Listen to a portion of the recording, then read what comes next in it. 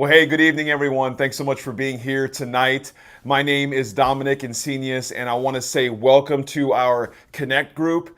You being in this room and being a part of this really helps us to fulfill the mission and the vision that we have here at the Heart, and that is to connect people to the heart of God. And we believe that that happens best in these groups, that things can happen great on Sunday. We can hear a great message and really enjoy the music, but real life happens throughout the week. So it's in those times that we want to be there for each other, and that is really the heartbeat behind these groups. So if you've never been before, what we do is we have a couple of questions that are based around the conversation that we had on Sunday, one of the message that we had. Now, if you didn't show up on Sunday, there's no worries or no guilt or anything like that. And even if you haven't been able to listen to the podcast, these questions are worded in such a way where you can still be a part of the conversation, even if you don't go to church here. There's a saying that we have here, and it's that you don't have to go to church here to go to church here. So you are welcome in this place tonight, and you can belong to this community way before you believe what we believe. So what we did this past Sunday is we finished up our message series called Strings Attached. And what we looked at is the string that we attach to faith, or one of the strings that we can attach to faith. And what we said that is that we will have faith unless, right? We will have, that's the whole thing with these strings that we're attaching, or these conditions that we're bringing. There's the expectations that we have is we'll have faith. And when we have faith, if we choose to have faith, what that means is nothing bad will happen. Right? The string that we attach to faith is good things will happen if we put our faith in God, right? If we put our faith in God, then nothing bad will happen.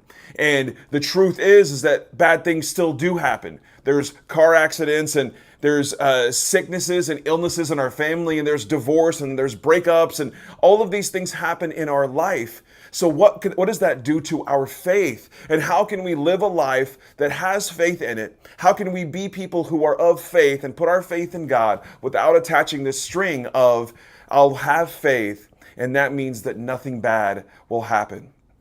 So there's a couple of scriptures that we went over on Sunday, and I'm going to put them up on the screen here for you. One of them is 2 Corinthians chapter 4, verses 16 through 18, and then one of them is Romans chapter 8, verse 28. Now I want to encourage you to look at different translations of the Bible, different versions, get a good view of what this scripture is trying to say. What is the author trying to show us through these scriptures?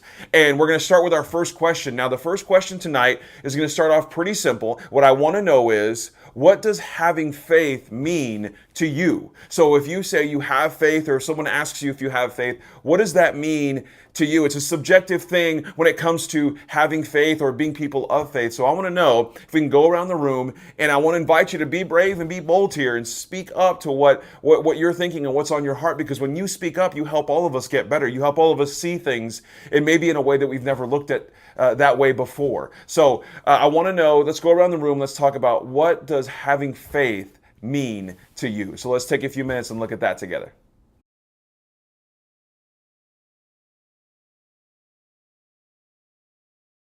All right, now this second question, I want to look at something in your life that you had faith for. You had faith that something was going to happen a certain way, or you had faith for a situation that was going on. And I want to know is, what is something, describe a time where you had faith for something to happen and it didn't happen.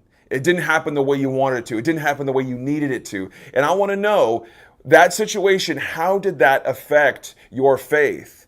And if it didn't, if it did or if it didn't, how, right? And how did that affect your view of God, or maybe your relationship with God? When you have faith for something, you have faith and you're believing that something is going to be a certain way, and it turns out to go the opposite way, or turns out to be something completely different. How does that affect your faith? And how does that affect your view of God? So let's take a few minutes, talk through that together. Again, when you share, you help all of us see your perspective and gain a perspective that we never had before. And that's the power in these groups, to share in this journey of faith together. So let's take a few minutes and talk through that.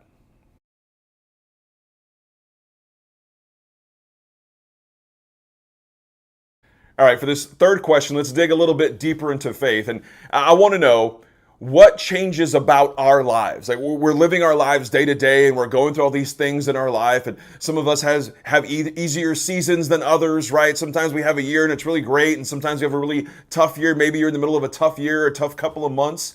So I want to know what changes about our lives when we choose to have faith in God and let that be a way of life, rather than looking at faith in God as an assurance that good things will happen or an assurance that bad things won't. So what changes about our perspective, or what changes about our lives when we can have faith and having faith in God, let that become a way of life rather than assurance that good things are going to happen. So let's dig into this together. I want to know what you guys think. And again, I want to remind you to be brave and to share from your heart and help us all see the perspective that you have on these. So let's take a few minutes and let's talk through that together.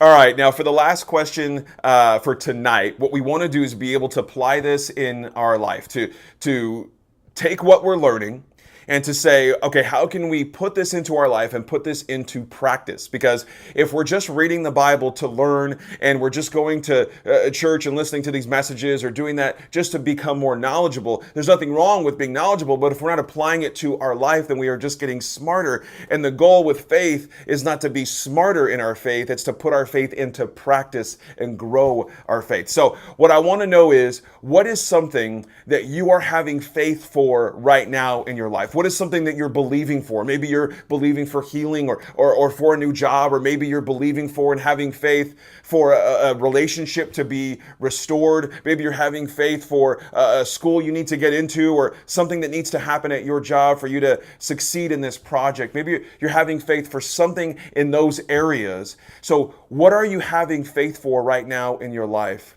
And what can you do this week? What practical steps can you take this week to stand firm in your faith, regardless of what the outcome is going to be?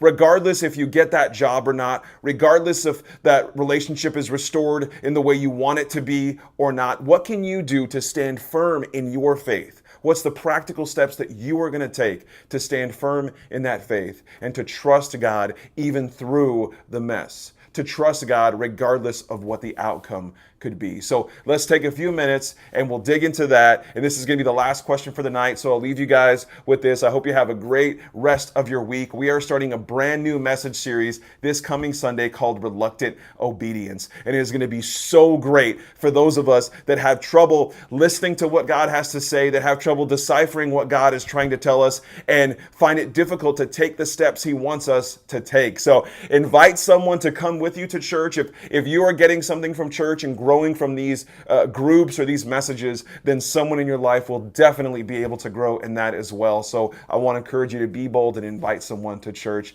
Anyway, I know I already said it, but I hope you guys have a great rest of your night, a great rest of your week, and we will talk to you soon.